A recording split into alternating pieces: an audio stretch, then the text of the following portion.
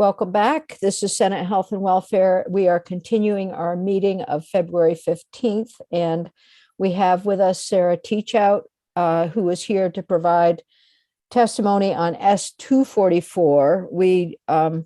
Unfortunately, you were unable to be with us last week, so we've made time now. So thank you for being here.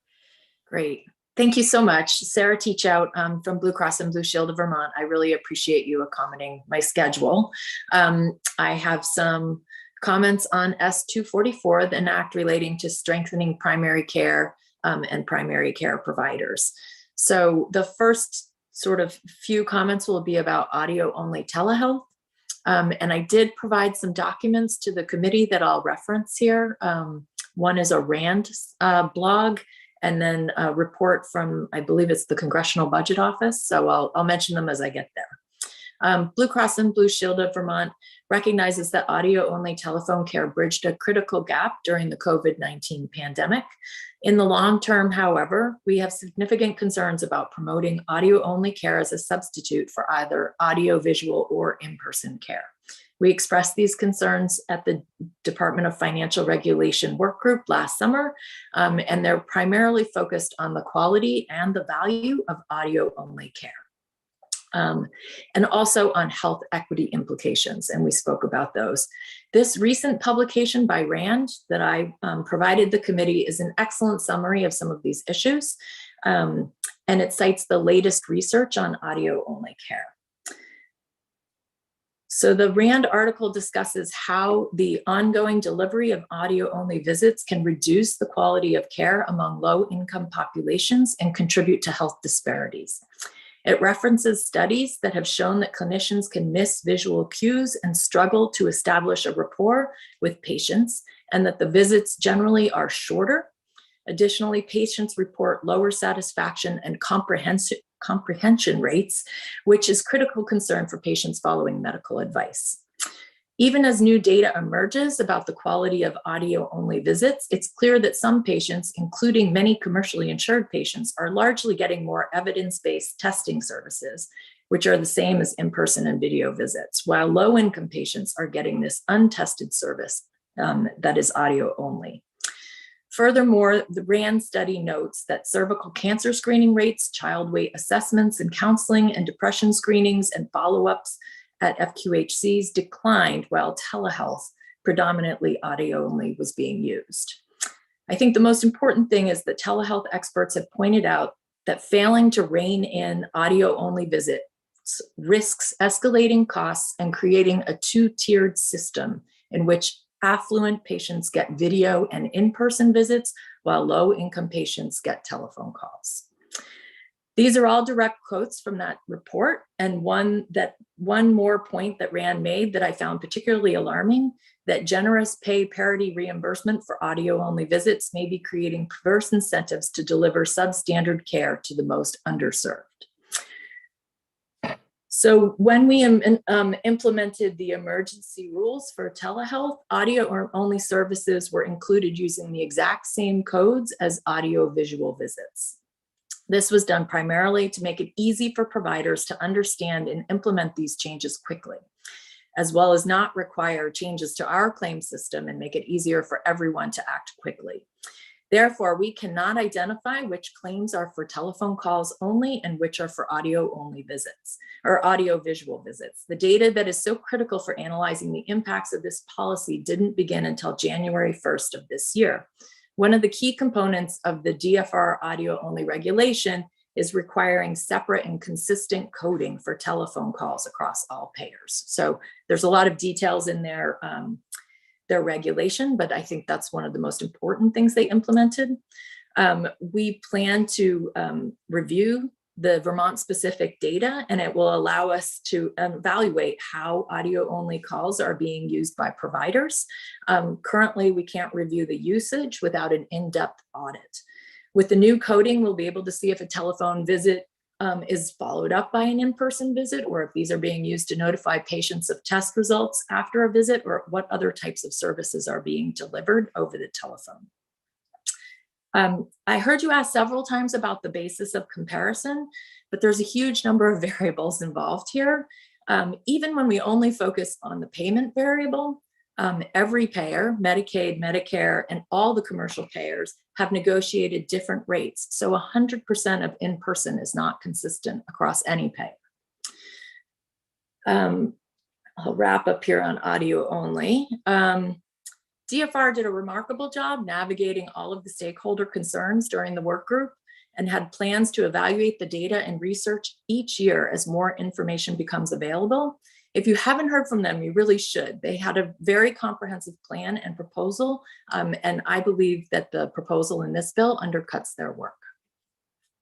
So with that, I'll move on to the 12% mandatory piece for primary care spending.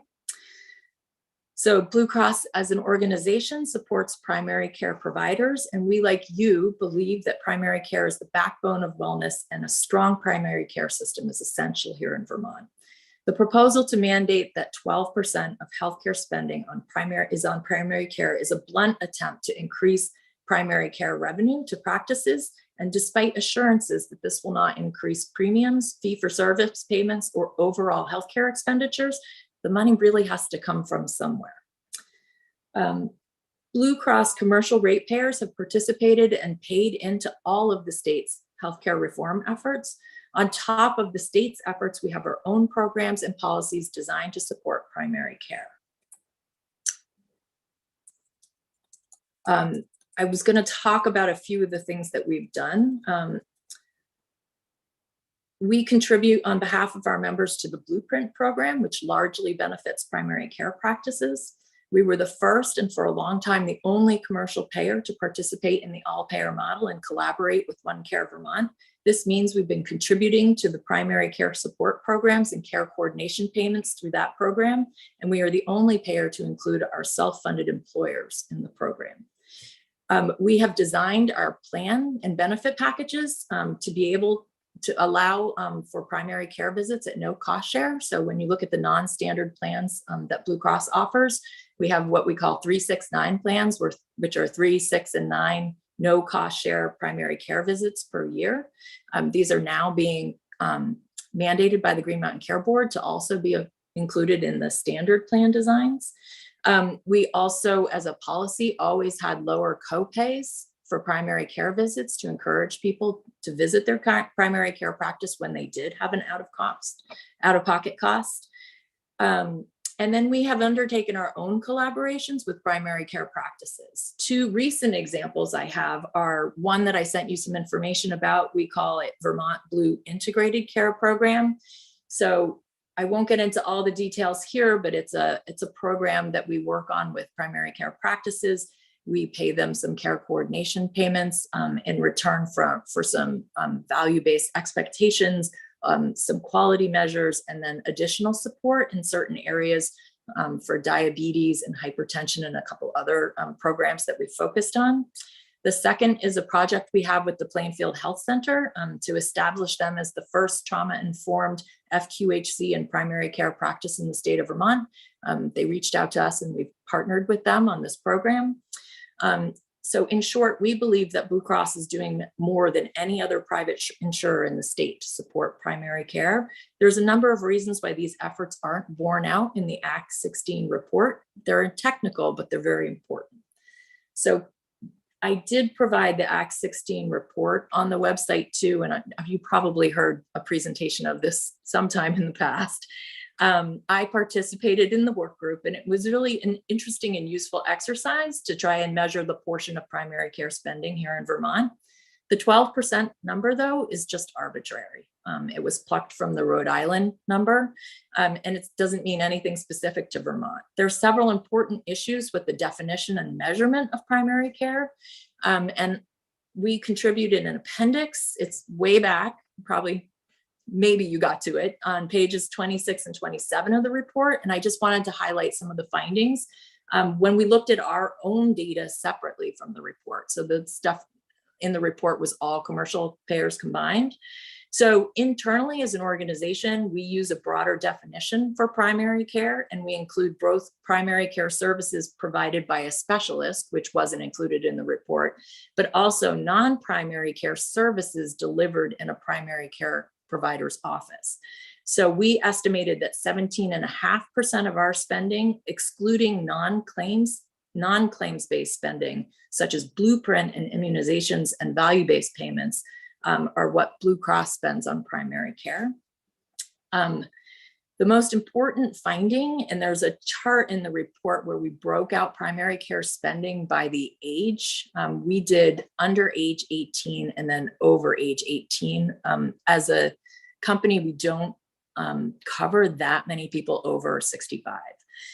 But the most important part of this is that the percentage of primary care spending is strongly influenced by the covered population. So children, and we believe the elderly, but we can't show it in our data, utilize primary care services more frequently, and the percentage of claims spending on primary care is directly related to the population that is covered. And we believe that's why the Medicare and Medicaid programs have higher percentages of primary care spending, even though generally commercial payers pay more for a primary care visit.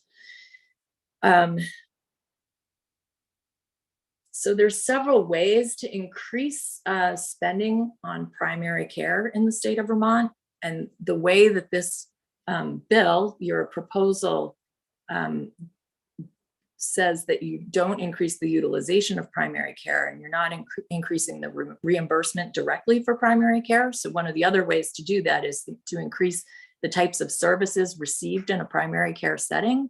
But because those services aren't included in the report's definition of primary care, that shift won't be measured in what you're trying to do.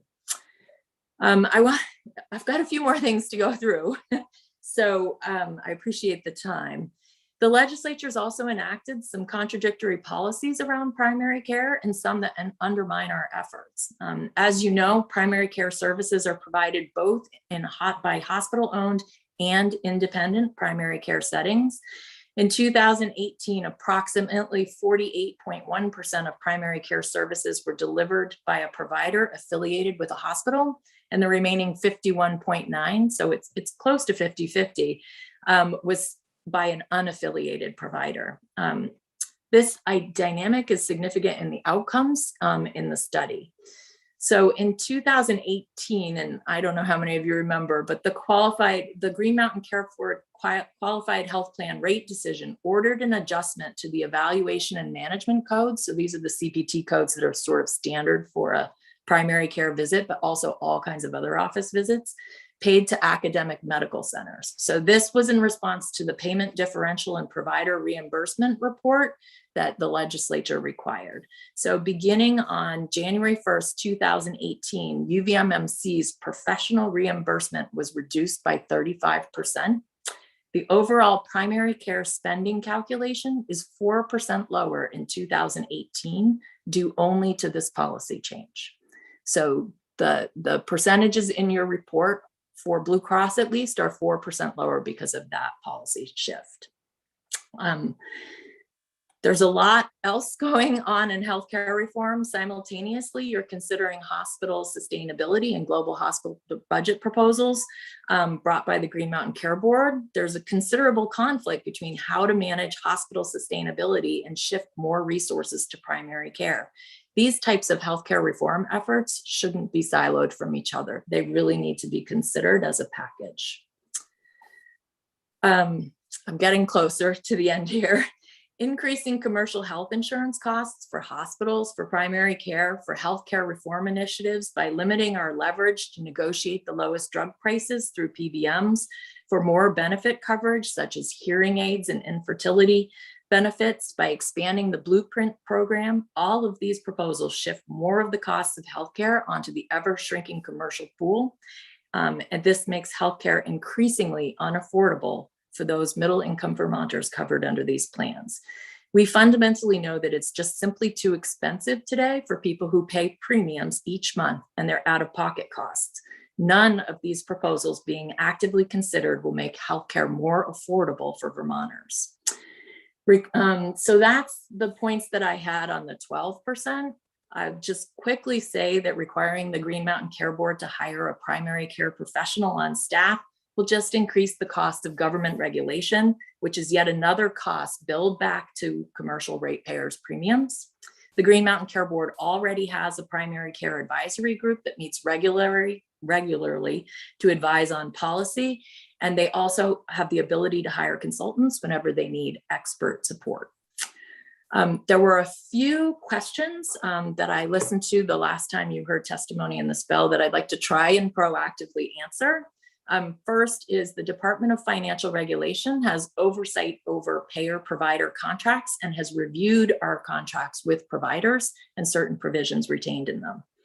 Second, the legislature in 2020 explicitly gave the Green Mountain Care Board authority to request information about payer-provider contract rates.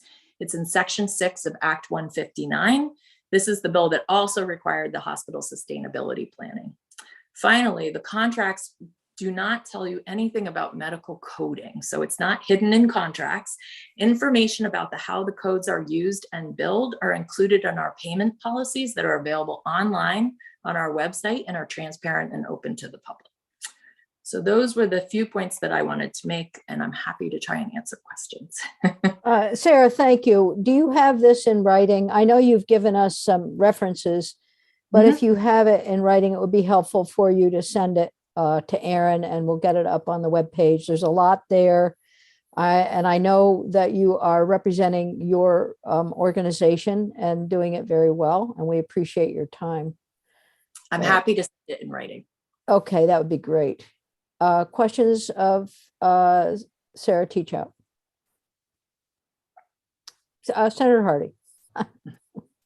Thank you, Madam I'm looking Chair. at you. I'm saying, go ahead. Thank you, Sarah, for your testimony. So I certainly hear you on that in your opinion, these won't help primary care. I'm curious if you listen to the conversation about the blueprint, and I know that Blue Cross Blue Shield is one of the major payers into the blueprint for health. And if you feel like there's an avenue there that may be an effective way of supporting primary care even more so through that program. So I think Blue Cross would prefer to work more towards value-based payments for primary care and not just increase payments through Blueprint or through fee-for-service. And we really do, one of the issues that we have with Blueprint is seeing the impacts and being able to measure the quality for our members. Okay. So when you say the value-based payments for primary care, is that just moving ahead more with the all payer model kind of thing, or do you have a specific proposal? We're doing it in two ways. We're participating in the all payer model, and so they do have some primary care practices that are accepting fee for service or fixed prospective payments, excuse me. So we're participating in that program, but we've also created our own program where we make its value-based payments to primary care practices who agree to contract with us in that way. And so that's the way we prefer to shift. Like I said, we agreed through our, I think, our new program, relatively new program with primary care practices to pay more for certain services. So fit testing, diabetes monitoring, pre-diabetes monitoring, as well as hypertension monitoring. So those are three of the things we've agreed through that program to increase for primary care practices who agree to a fixed payment structure with us. Mm-hmm. Do you provide reimbursement or for MAT and substance use disorder treatment? Yes, we do all that through the Blueprint, and then we did a pilot program for some additional wrap services for the spokes, I believe it was. It hasn't been the smoothest process, I'll be honest, but we have been experimenting with ways to add support in that area outside of Blueprint. You said it wasn't the smoothest process? I'm sorry, you cut out for a second. Yeah, it hasn't been the smoothest process. It was a pilot, I believe, with 3 spokes, and there were some issues around the out-of-pocket costs for the member. That was Okay. one of the major issues. So is there a way that we could help make the blueprint more, uh, I'm struggling here because we have so many pieces of spaghetti on the wall. That was my analogy the other day. I'm trying to figure out which ones are going to stick. So to make the blueprint more valuable so for you and other payers, or does it just seem not possible in your book? I think we recognize that there is some value to the blueprint programs, but we've got too many different programs going on here in Vermont. We've got blueprint, we've got the all payer model, we've got our own programs. There's just too many disparate programs. We need to really focus in. We'd really like to move to, value-based payments. Okay, hear ya. Great, thank you for your testimony. Senator Hooker. So thank you, Senator Lyons, and thank you, Sarah. And that was my question, how do all these programs intersect, and what's the effect of each program on the other, and what do we have to do to bring them together? I think you've said it better than I could. I still don't have That's our job, Senator. There you go.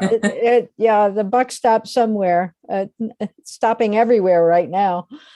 So, okay. Any other questions for Sarah? In terms of the counseling support that you provide because I think this is where Senator Hardy may have been going, and I think it's something we should clarify. Counseling support that you provide for folks with substance use disorder or mental health needs. I know that you have I know that Blue Cross and Blue Shield is doing a great deal in that area, but could you just speak to the what exactly is available for folks? So I unfortunately can't speak off the cuff. That's okay. That. That's okay. Maybe if you could get that information back to us, because I think it's pertinent to some of the work that we're doing right now, that would be helpful. I can do that. And our new senior medical director, his experience is in mental health care. So I think that he will be able to provide a lot of detail there as well. Okay, that's great. Thank you. Yep. What is his name? His name's Tom Weigel. Okay. Yep. Dr. Weigel. He started with us just at the end of last year, but that's his area of expertise. And we're really happy to have that perspective on staff. Terrific. Okay, thank you. All right.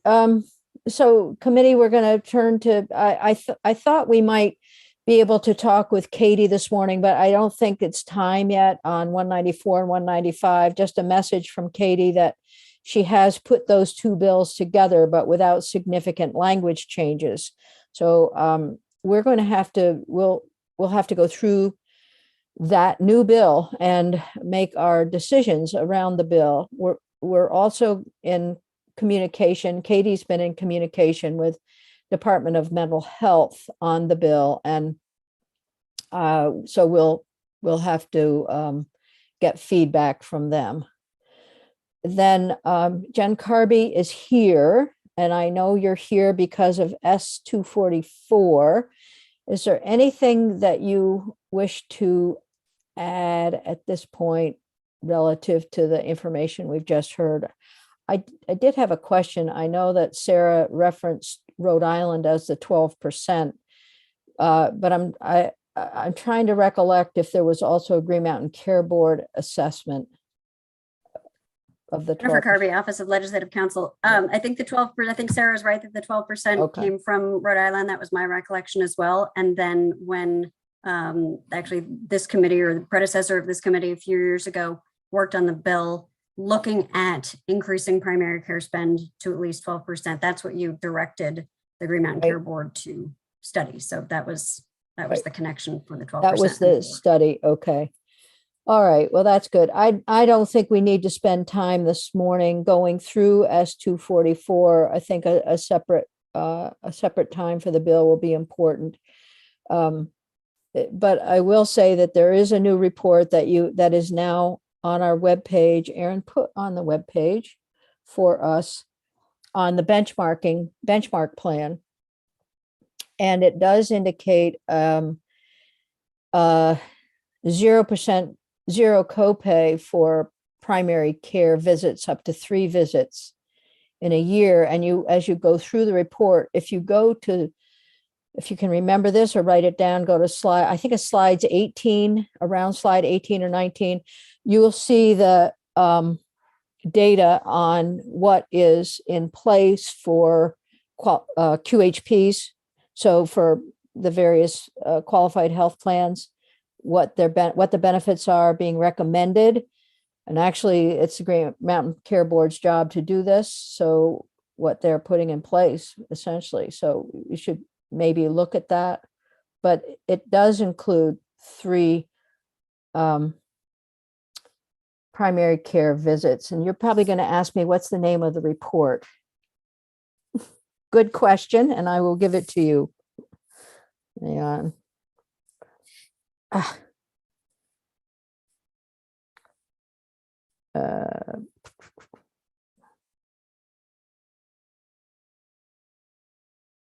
Hang on. I'm just reading it.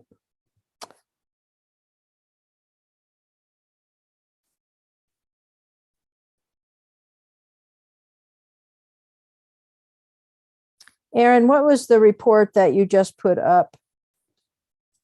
Was it one that I put up today? Yes.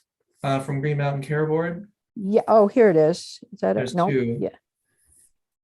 Yeah. Department of Vermont Health Access presentation of proposed 2023 standard qualified health plan designs. Yep. And the other one is an order approving modifications. Yes. Both of those. Can you put those right on the webpage for committee members so it's accessible to them? Yeah, I can put it on today's page as well. That would be helpful. Okay, good. And then as you go through it, there's a lot of data there and it looks very confusing, but in reality, it's not. We can go off YouTube at this point because I think we're about finished.